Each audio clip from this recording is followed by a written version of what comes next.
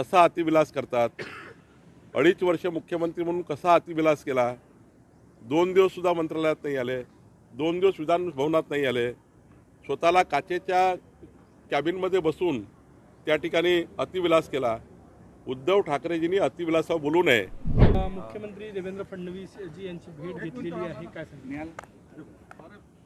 मुख्यमंत्री महोदयाकडे नागपूर शहर जिल्हा आणि विदर्भातल्या काही प्रश्नावर, खास करून झुडपी जंगल जमिनी ज्या आहे 86,000 हेक्टर विदर्भामध्ये, सुप्रीम कोर्टमध्ये केस सुरू आहे आणि विभागीय आयुक्ताकडनं काही त्या ठिकाणी झुडपी जंगल जमीन सोडवण्याकरता जी अहवाल आहे तो सादर झाला आहे, पण एक समिती आली आहे।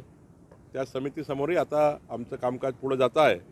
विदर्भातल्या 86,000 हेक्टर झुडपी जंगलाच्या जमिनी ज्यावर लोकांची घरे आहेत ते घरं कायदेशीर करून देण्याकरता मी माननीय देवेंद्रजींची भेट घेतली आहे। पालकमंत्री पदाचा तिढा कधीपर्यंत सुटेल? काही जिल्ह्यांचा तिढा अजून कायम आहे का? काही तिढा नाही आहे। अजितदादा नव्हते, ते विदेशात होते, त्यामुळं चर्चा व्हायची। आज मला वाटतं चर्चा पूर्ण होईल। कल जरांगे पाटिल के ऊपर गुना दाखल हुआ है, क्या नहीं, सरकार जो पुलिस की जो कंप्लेंट आती है उसके ऊपर गुना दाखल होते रहता है। संजय गायकवाडांनी काल पंतप्रधान मोदींवर टीका केली होती, त्यांच्या दौऱ्यांवर टीका केलेली आहे की मोदी विदेशात जातात यावर। खरं तर माननीय पंतप्रधान मोदीजी यांनी आपलं आयुष्य हे एका छोट्याशा पानटपरीवरनं चहाच्या दुकानावरनं सुरू केलं।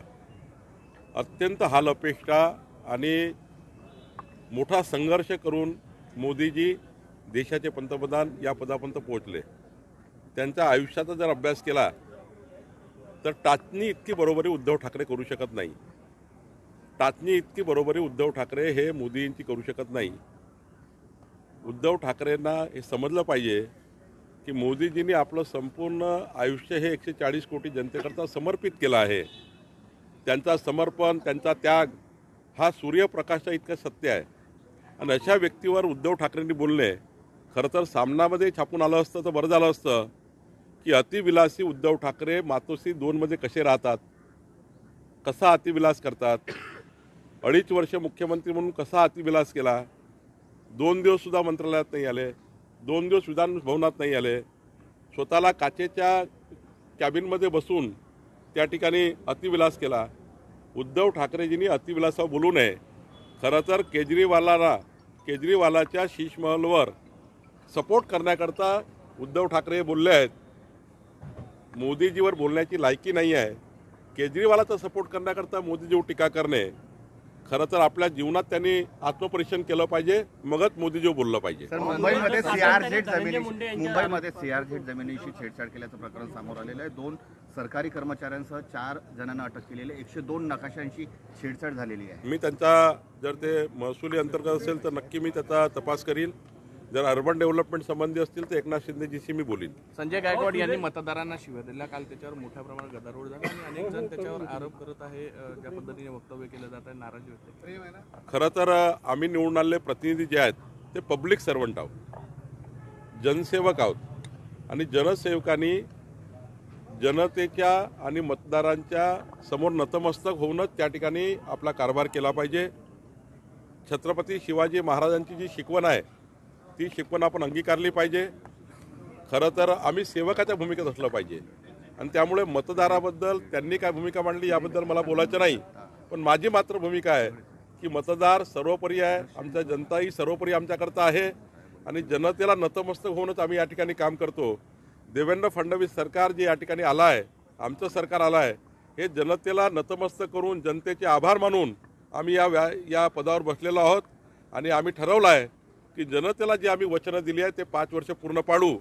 जनता आमच्याकरता सर्वोपरी आहे, आम्ही कोणीही राजे नाही आहे, तो सेवक आहोत, सेवकाच्या भूमिकेमध्ये आम्ही आहोत। सुरेशदास सातत्याने धनंजय मुंडे यांच्यावर आरोप करत आहे, कुठेतरी महायुतीमध्ये तणाव वाढताना दिसत आहे। धनंजय आपले सुरेश धसांना मी 2-3दा बोललो आहे।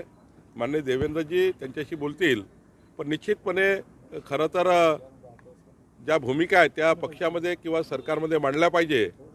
सरकारच्या संबंधित सरकारमध्ये मांडल्या पाहिजे, पक्षासंबंधित माझ्याकडे मांडल्या पाहिजे, पण पब्लिकच्या व्यासपीठावर त्या ठिकाणी कोणतीही गोष्ट उजागर करण्याऐवजी सरकारकडे दिली पाहिजे. सरकारने जर ॲक्शन नाही घेतली पुढचा प्रश्न आहे.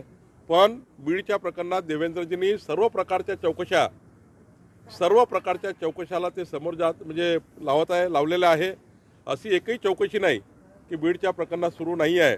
आणि देवेंद्रजींना नजरेत ज्या ज्या गोष्टी येतील ते पूर्ण करतील आणि 100% आरोपीला कडक शासन होईल. अजित पवार ने भाषण में ये कहा है कि तुमने मुझे वोट दिया है तो तुम मेरे मालक नहीं हो. क्या कहें? देखिए, अजीत दादा की भूमिका क्या है मैंने सुना नहीं है, लेकिन मेरी और हमारी सरकार की भूमिका है कि जनता ये सर्वोपरि है. जनता ही हमारी मालक है, वही हमारा डिसाइड करती है. हम लोगों की सरकार जनता ने लाई है और जनता जो बोलेंगी, हमने जो जनता को आश्वासन दिए वो पूरे करेंगे. मतों का कर्जा हमने लिया है, मतदान जो भी जनता ने दिया है, लेकिन कर्जा हमने लिया है वोटों का. ये कर्जा पूरा काम करके हमारा संकल्प पूरा करके हमको आगे जाना है. जिल्ह्यातील 50 ते 60% जागेवर वक्फ बोर्डाने दावा केलेला आहे. नितेश राणे यांनी त्याचा कडाडून विरोध केलेला आहे. नाही, बरोबर आहे. मागेही जे 2 कोटी रुपये त्यांना दिले होते ते रेकॉर्ड डिजिटलायझेशन करण्याकडे दिले होते. आता प्रश्न आहे वक्फ बोर्डाकडे जेवढ्या जागा आहे, वक्फ बोर्डाचा कायदा त्या ठिकाणी त्या कायद्याचं काय करायचं याबद्दल केंद्र सरकार विचार करत आहे. लवकरच त्याची संयुक्त समिती लोकसभेची गठीत झाली आहे आणि मला वाटतं की आता लवकरच त्याचा रिपोर्ट येईल आणि केंद्र सरकारने या कायद्याला जर समजा ज्या पद्धतीनं पुढं निकाल येतील किंवा केंद्र सरकार निर्णय घेईल, मला वाटतं हिंदू देवस्थानाच्या जबरीने जप्त केलेल्या वक्फ बोर्डांनी जप्त केलेल्या प्रॉपर्टीज, सर्वसामान्य जनतेच्या